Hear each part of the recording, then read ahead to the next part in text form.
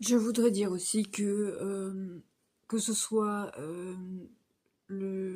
forcément le président, évidemment, la ministre de l'Agriculture, dont j'ai même plus envie de donner le nom et qui devrait dégager, que ce soit, euh,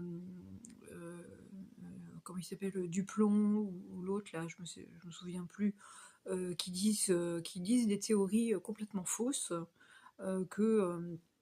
et qui restent là-dessus, qui campent là-dessus, hein, que en fait, la seule solution, c'est l'extermination totale du troupeau de vaches, et que soi-disant les scientifiques diraient que voilà, c'est la solution. Et bien en fait, c'est faux. C'est faux, c'est faux, c'est faux, c'est des mensonges.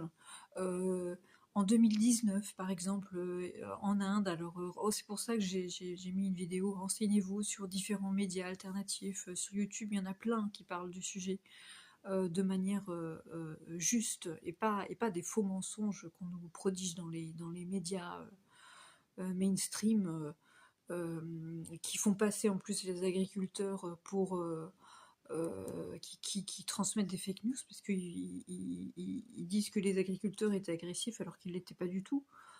Et heureusement qu'il y a des médias comme Toxin qui étaient en live sur place, donc ça a été filmé, que les agriculteurs étaient on ne peut plus pacifiques.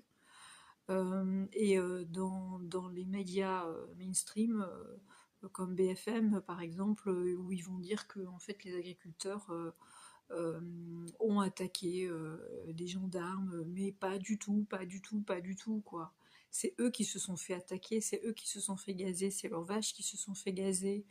Euh, ils ont balancé des gaz, des bombes lacrymo par hélicoptère. Enfin, enfin, c'est horrible ce qui s'est passé, c'est horrible. Ça ressemble vraiment à des scènes de Seconde Guerre mondiale, excusez-moi, mais il faut le dire. C'est des procédés absolument inhumains.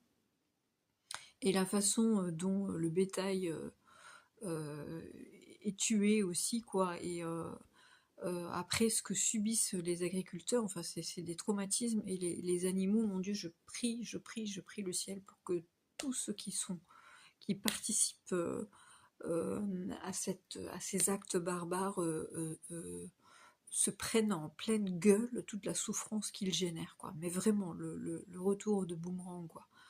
Donc, ce que je voulais dire au début, c'est que tous ceux, que ce soit les donneurs d'ordre, ou que ce soit ceux qui les exécutent, donc aussi les forces de l'ordre, les CRS, etc., ils sont fautifs au même degré.